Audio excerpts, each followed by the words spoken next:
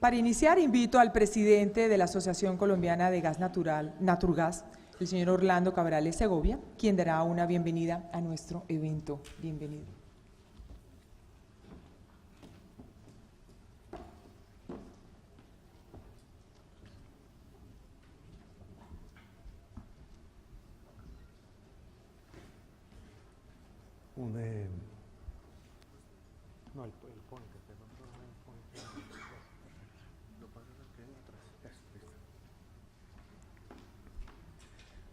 Señor Presidente de la República, doctor Iván Duque Márquez, bienvenido, presidente, a esta casa, a su casa, y muy complacido que esté acá. Presidente del Consejo Directivo de Naturgas, Rodolfo Anaya. Señor Secretario General de la Presidencia, creo que el alcalde de Cartagena creo que no está presente, pero lo tenía aquí en el libreto. Honorables senadores, representantes a la Cámara, señor Viceministro de Energía, Diego Mesa, Consejo Directivo, afiliados de Naturgas, invitados y asistentes. Le doy la bienvenida a este 22º Congreso de Naturgas. Claramente estamos viviendo una transición energética que nos impone privilegiar fuentes de energía que protejan el planeta, que generen calidad de vida en las ciudades, pero también calidad del aire en las ciudades. Y hoy vamos a hablar de cuál es el rol fundamental que tiene el gas natural en esa transición energética.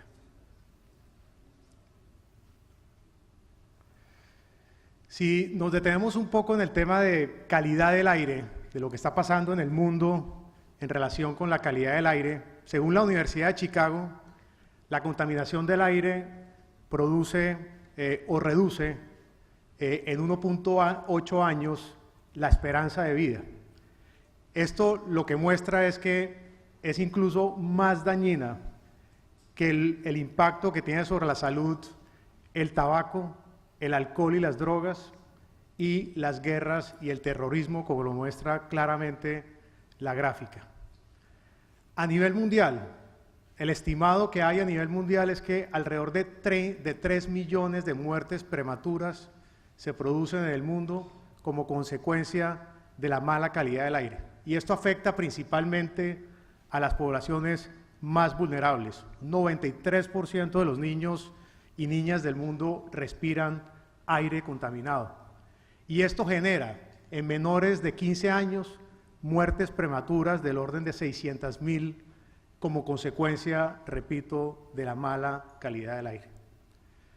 Si uno revisa hacia dónde está yendo el mundo, hacia dónde está evolucionando la matriz de energía en el mundo, presento acá una gráfica que ya seguramente ustedes vieron, el Ministerio de Minas le gusta mucho presentarle, el viceministro lo presentó hoy, y lo que muestra esto es que lo que está creciendo en esas proyecciones internacionales en los próximos 20, 25 años son las energías renovables y el gas natural.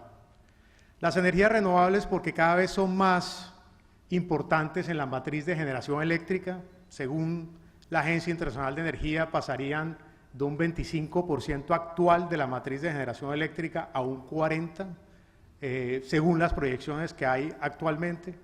Y el gas natural crece en buena parte porque hay una sustitución del carbón por gas natural en la generación eléctrica. Lo hemos visto ya en países como Estados Unidos, como el Reino Unido. Recientemente Alemania también anunció que no va a hacer más generación eléctrica con carbón, sino con gas natural. El gas natural es la tecnología que mejor se adapta por su flexibilidad operativa a la intermitencia que genera las energías renovables no convencionales. Claramente constituye un aliado a la generación renovable intermitente por naturaleza. También ese crecimiento lo da un mayor consumo por parte de la industria y también en el transporte, como vamos a ver más adelante. Y la razón por la cual el gas natural también crece por sus características ambientales. Si uno mira las emisiones de material particulado fino, de óxidos de azufre, que son los contaminantes, los principales contaminantes que afectan la calidad del aire en las ciudades, vemos que la producción de emisión material particulado fino en el gas natural es marginal, absolutamente despreciable y muy inferior, casi el 100% de reducción si uno la compara con el carbón e inclusive con los combustibles líquidos, particularmente el petróleo. Casi que estamos hablando de un beneficio casi idéntico a las de las renovables en materia de emisión de material particulado fino. Pero cuando uno habla de contaminación, estamos hablando de dos problemas simultáneos que hay que resolver de manera simultánea, y una es de la emisión de material particulado fino que afecta el aire en las ciudades, pero también de las emisiones de gases de efecto invernadero que están afectando el planeta, como ya ustedes lo saben. Esta gráfica, que es una gráfica muy interesante que publicó The Economist hace poco, esta gráfica lo que muestra es que las emisiones, la barra, digamos, de arriba, la barra azul, serían las emisiones en el año 2018 asociadas al crecimiento económico. Esas emisiones se lograron reducir gracias a varios factores principalmente. A un tema de eficiencia energética, ¿no? Los Estados Unidos han avanzado mucho en el tema de eficiencia, sobre todo en el tema de motores, de automóviles, donde un automóvil recorre la misma distancia con menos combustible, y hay otros ejemplos de eficiencia energética, pero eso es un tema clave que hay que trabajar. Hay un tema de renovables, como lo muestra la gráfica, pero también una sustitución de carbón a gas natural, como repito, ya ha sucedido en Estados Unidos, que ha sido tal vez el país más exitoso hasta el momento en reducción de gases efecto invernadero. Por supuesto, esto no es suficiente y hay que hacer mucho más, hay que lograr que ese nivel de emisiones baje cada vez más, que no siga creciendo. Ahí tenemos un reto como sociedad. Miremos qué está pasando con Colombia en la actualidad. Nosotros, de manera muy justificada, nos enorgullecemos mucho de que la matriz de generación eléctrica del país es una de las más limpias del mundo. Y repito, de manera absolutamente justificada, un 70% son energías renovables, hidráulicas, principalmente con la incorporación reciente de energías renovables no convencionales en la última subasta del cargo. Pero si uno mira la matriz energética global del país, la general, vemos que en un 70% todavía dependemos del petróleo y del carbón. Un 70% de la matriz energética colombiana depende del petróleo y del carbón. Y eso obedece, por supuesto, al uso del petróleo en el transporte, al uso del carbón en la generación, pero también en la industria, y una menor participación del gas natural y la hidroelectricidad en el total de la matriz. Y si uno mira la proyección que hizo la UMME en el año 2015, que no ha sido actualizada, y probablemente, presidente, esa actualización, si se hace hoy con la última subasta del cargo, donde no entraron nuevos proyectos de generación térmica carbón, donde hubo una participación de las energías renovables no convencionales, probablemente esta proyección que, repito, se hace en el año 2015, va a cambiar, creería yo que no significativamente, con lo cual estaríamos, de acuerdo con lo que muestra la gráfica, aumentando la dependencia de petróleo y carbón de un 70 a un 74%. Entonces, esto lo que nos invita es a reflexionar que si bien tuvimos resultados positivos en la subasta, que si bien hemos avanzado en ese sentido, y ahí hago un paréntesis en la subasta, y es que el 50% de la firmeza de la energía que se subastó hace unas semanas, de la firmeza proviene del gas natural, que es una excelente noticia, y es bueno que la expansión de la generación térmica del país siga siendo con gas natural principalmente. Pero tenemos que tomar acciones como sociedad y, por supuesto, el gobierno liderando. Si uno mira el tema de calidad del aire, ya haciéndole un zoom a Colombia, estamos hablando de cifras, según el Instituto Nacional de Salud, de más de 15.000 muertes al año, según el Instituto Nacional de Salud, de muertes prematuras.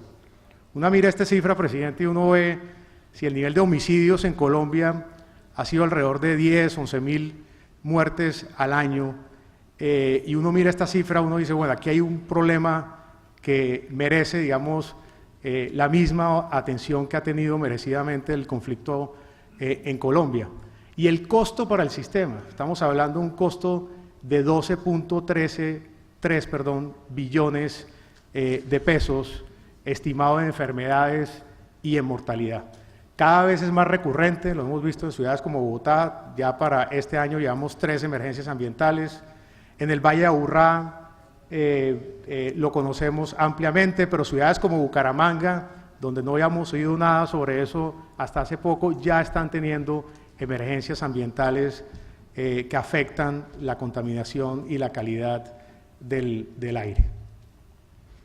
Si tomamos el ejemplo de Bogotá, solamente el ejemplo de Bogotá, que yo creo que es representativo del resto de las ciudades colombianas, y probablemente el Valle de Aburrá tenga cifras parecidas, pero por temas de tiempo me voy a limitar a Bogotá y al ejemplo de Bogotá. Si uno mira estas cifras, el 78% de las fuentes de emisiones de material particulado fino en una ciudad como Bogotá, según la Secretaría de Ambiente, proviene del transporte de carga, de los buses y microbuses y de la industria. Ahí está concentrada casi el 80% del problema de contaminación que tenemos en las ciudades.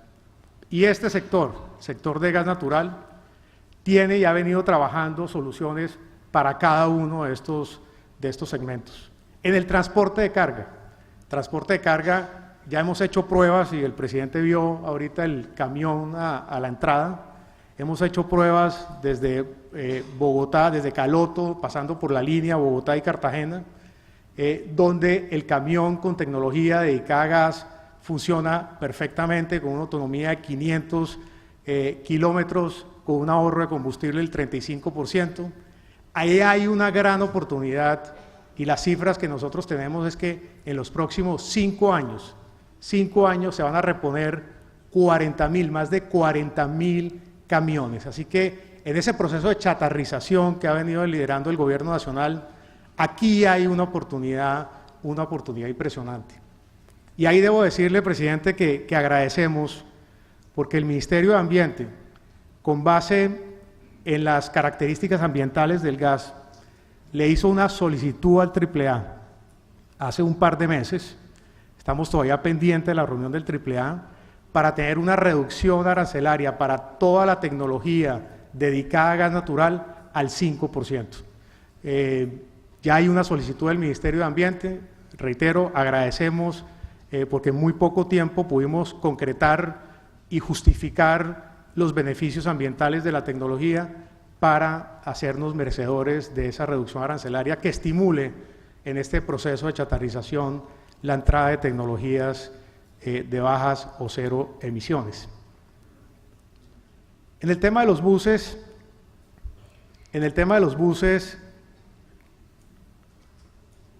ahí también hemos avanzado. Y aquí repito, buena parte de la fuente, la principal fuente es transporte de carga, pero también buses. En Colombia ya tenemos aproximadamente 800 buses que funcionan con gas natural, 800 buses concentrados en ciudades como Cartagena, que ha sido líder en esto, más de 322 buses en este momento, el Valle de Aburrá, que comenzó antes, con más de 400 buses, Palmira, Manizales, y recientemente, el año pasado, con la adjudicación en Transmilenio, en la ciudad de Bogotá, donde a partir de este año van a empezar a circular 741 buses. Y aquí es importante un mensaje, que además de que el distrito de Bogotá dio unas señales positivas con respecto a la incorporación de tecnologías de bajas emisiones y cero emisiones, el gas natural compitió económicamente. Es decir, comercialmente, económicamente, hoy la tecnología, y según los estudios que hemos hecho, es más competitiva que la tecnología eléctrica. Por supuesto, bienvenida a la tecnología eléctrica también. Nosotros, como sector, No vemos que ahí hay una competencia, hay un complemento. Aquí lo que hay que atacar es la contaminación, y si hay tecnologías de cero emisiones como la eléctrica o de bajas emisiones como la del gas, ahí tenemos espacio para los dos. Este año duplicaremos el nivel de buses que hay en Colombia. Y ahí también tengo que reconocerle, presidente, lo que se incluyó en el Plan Nacional de Desarrollo, que nos pareció muy positivo. Lo primero, cuando hay cofinanciación por parte de la Nación para los sistemas de transporte público, eso está sujeto a la incorporación de tecnologías de cero o bajas emisiones. Eso está en el Plan de Desarrollo. Y adicionalmente, le impone a los municipios que tengan planes concretos para la incorporación también de tecnologías de cero o bajas emisiones. Yo creo que hay un avance, presidente, en ese sentido en el plan de desarrollo. En los vehículos livianos, la apuesta principalmente ha sido en los vehículos de uso público. Hemos tenido más de 500.000 conversiones en los últimos años en Colombia. La apuesta del sector más recientemente ha sido con tecnologías dedicadas, vehículos dedicados y atacando el segmento de los taxistas. En este momento estamos viendo ahorros con la gasolina. Si con el diésel vemos 35%, con la gasolina estamos viendo ahorros ya del 50%.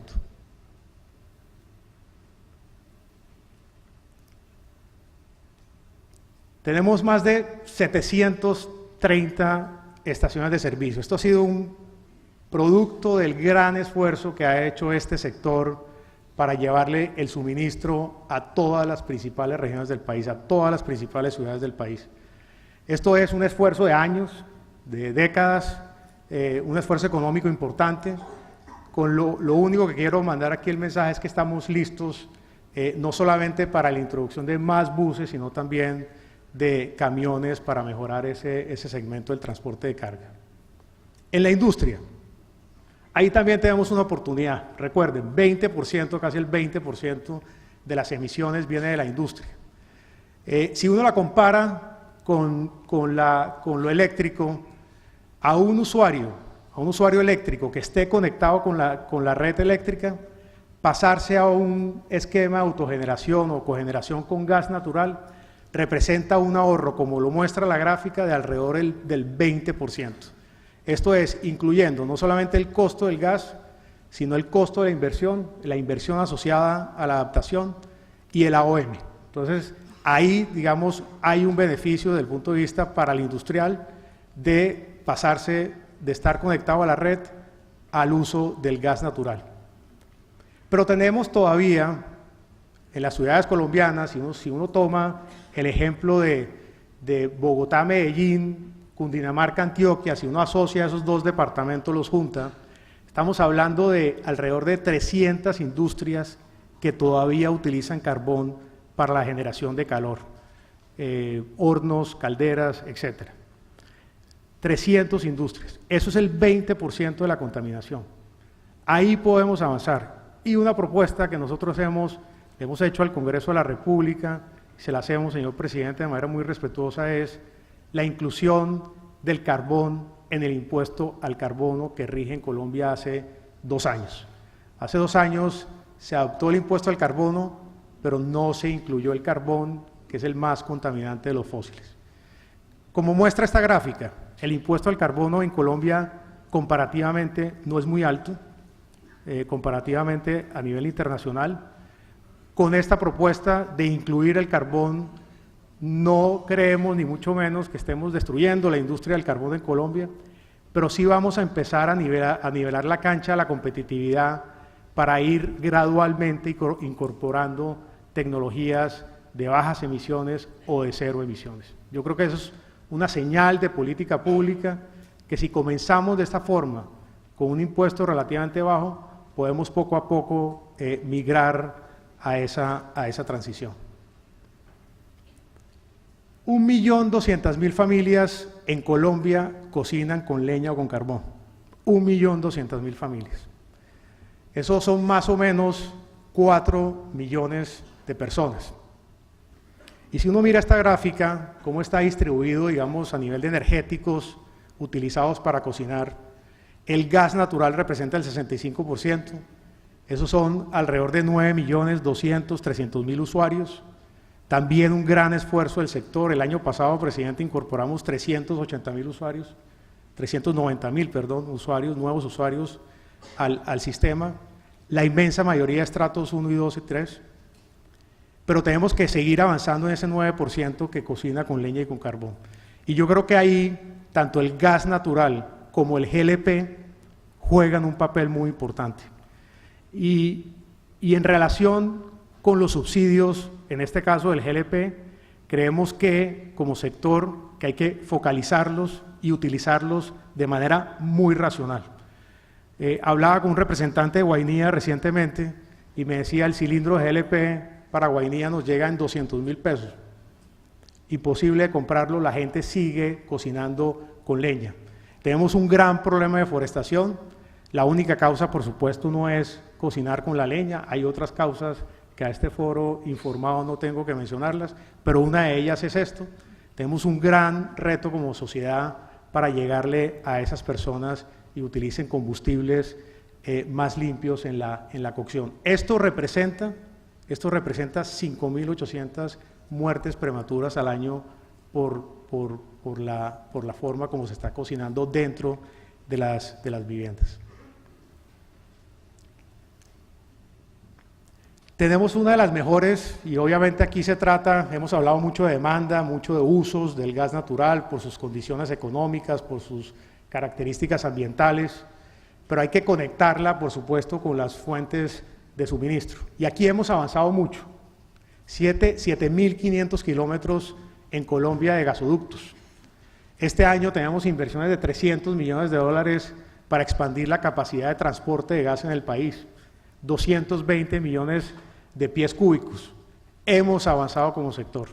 Pero aquí tenemos retos muy importantes. Tradicionalmente, Colombia pasó de tener 2 fuentes de suministro, principalmente en La Guajira y el Piedemonte Llanero, a tener una multiplicidad de suministro, una multiplicidad de fuentes de suministro. Necesitamos adaptarnos, ir expandiendo la infraestructura en la medida en que se encuentren esas nuevas fuentes de suministro, que incluyen fuentes nacionales, pero también importadas. Y aquí, por supuesto, estamos muy a la espera y pendientes de la metodología de transporte que va a expedir la CREC próximamente y esperamos que se den señales adecuadas de remuneración al inversionista, por supuesto de manera eficiente, para seguir acometiendo estos proyectos de expansión de la infraestructura. Y en materia de abastecimiento, y termino con abastecimiento no porque sea menos importante, todo aquí es importante, pero esto es un sector donde la producción local tiene una vocación natural en el mercado nacional. El que encuentra y el que busca gas, busca venderlo principalmente en el mercado nacional, cosa que no pasa con el crudo. Por eso es tan importante hablar de las dos al mismo tiempo. En la medida en que uno vaya construyendo mercado, va dando incentivos también para que haya más exploración. Y hay gas en Colombia, sí hay potencial de gas en Colombia, no todos los países del mundo pueden decir lo mismo. En Colombia hay un gran potencial en yacimientos convencionales, todavía nos falta hacer mucho en yacimientos convencionales. Solamente les doy este dato, para finales de este año, cuando se termine de construir la infraestructura de Promigas del norte del país, de Jobo, en Córdoba, a Cartagena y Barranquilla, el 20%, aproximadamente el 20% de la producción nacional va a provenir de descubrimientos en yacimientos convencionales de los últimos 5 o 7 años. Y eso con la tasa de exploración que hemos tenido tan baja en estos años. Con esa poca actividad exploratoria hemos logrado incorporar. Imagínense ustedes si tuviéramos más actividad exploratoria. Ahí hay que reconocer ya la reactivación que ha habido en la NH con la ronda que ya habló el viceministro de 20 bloques. Eso es un gran paso adelante. Hay que también reconocer la iniciativa propuesta la semana pasada de acto legislativo para estimular en zonas productoras la actividad de exploración y producción y aumentar los porcentajes de asignación de de regalías directas del 30 al 50%, todo eso va en la dirección correcta. Tenemos todavía problemas transversales que yo creo que claramente afectan a todo el sector de infraestructura. El tema de la consulta previa, yo creo que ahí, presidente, es muy importante, yo sé que usted es muy consciente de este tema, es muy importante que ojalá haya un proyecto de ley de consulta previa en el Congreso. Es importante empujarla, es un tema sensible, pero para el sector, no solamente de gas, sino todo el sector de infraestructura, es necesario hacerlo. Los trámites ambientales siguen siendo un reto, yo creo que ahí ha habido mejorías, pero todavía hay mucho por hacer. Son, digamos, temas transversales a todo el sector de infraestructura que afectan también la exploración y producción de hidrocarburos, tanto convencionales como eventualmente los yacimientos no convencionales. Y ahí simplemente celebro la iniciativa del gobierno, del Ministerio de Minas, de conformar esta comisión de expertos. El potencial de yacimientos convencionales es inmenso. Según la Agencia Internacional, según la Agencia de Información de Estados Unidos, el potencial de Colombia son 54 teras. Felipe Bayón habla de 10 teras, porque Felipe Bayón pues, le toca ser muy conservador, y eso está bien que así lo sea, pero la agencia habla de 54, esto es casi que multiplicar por 10 el nivel de reservas que tiene Colombia. Y simplemente decir, presidente, que el reporte de la Comisión de Expertos es un reporte muy bueno, genera retos, por supuesto, pero creo que establece una hoja de ruta que debemos esforzarnos todos para andarla. Materia de descubrimientos costa afuera, yo creo que esto es una apuesta más a mediano o largo plazo, sin perjuicio de que de pronto Orca entre antes del año 24 o 25, como ya lo ha dicho Ecopetrol. Celebramos que se hayan firmado 5 contratos de exploración y producción recientemente, 4 más en curso. Yo creo que ahí tenemos que seguir trabajando como sociedad. Y nada de esto, nada del mensaje que quiero ser muy enfático, de priorizar el desarrollo nacional, del priorizar el desarrollo de los recursos locales, va en contravía y no es necesariamente excluyente a tener capacidades de importar gas natural licuado en un mercado que es cada vez más dinámico, el mercado internacional de gas natural licuado, cada vez más flexible, creciendo. Nada de lo que ha dicho sobre la priorización de lo nacional, sobre el desarrollo del potencial local, se puede entender en contravía con la posibilidad de tener capacidad de importación, como ya la tenemos en Cartagena. Y esto se concibió principalmente en su momento como un tema de confiabilidad eléctrica, de respaldo del sector eléctrico, y no me cabe la menor duda que ha funcionado muy bien. Y eventualmente, si tomamos la decisión como país, pendientes todavía del marco regulatorio que establezca la CREC, si eventualmente llegamos a la infraestructura de importación del Pacífico, buena parte de nuestra posición es determinar quién se beneficia, quién la paga, y la importancia de que el sector térmico del interior del país, participe de una manera muy importante en el respaldo de esta nueva infraestructura. No tiene sentido, y lo vimos en la subasta hace unas semanas, que todavía haya térmicas del interior del país respaldándose con diésel, que una térmica en la misma Buenaventura, que sería el área de influencia de este proyecto, respaldándose con GLP. Tenemos que generar esas condiciones para que el sector térmico respalde buena parte de la nueva capacidad de infraestructura. Y para terminar, ¿cuál es la ciudad y el país que nosotros quisiéramos tener? Y yo creo que esto me ayuda a recapitular un poco lo que he dicho. Transporte de pasajeros y de carga con tecnologías de cero y bajas emisiones. Creemos que en el de carga claramente va a ser bajas emisiones, principalmente, claramente gas. En el de pasajeros, el gas está muy posicionado, ambientalmente da los beneficios, casi idénticos al eléctrico, económicamente somos más competitivos en este momento. Una generación eléctrica respaldada con gas natural, una generación eléctrica con fuentes renovables, tanto de hidroelectricidad como no convencionales. En eso estamos plenamente de acuerdo con la política del gobierno y del presidente de incorporar energías renovables no convencionales al sistema. Una industria en las áreas urbanas libres de carbón, que nos ayude a atacar el problema de contaminación que tenemos. Una universalización del gas en los hogares, y ahí utilizo deliberadamente el término gas, también para darle, por supuesto, el espacio al GLP en aquellas zonas donde no existan redes. Y por último, un país con seguridad energética. El valor de la seguridad energética es importante no olvidarlo. Muchas personas seguramente se acuerdan de los años 76 al 86, y yo creo que su padre, presidente, creo que le tocó esa parte final de ese periodo, siendo ministro de Minas.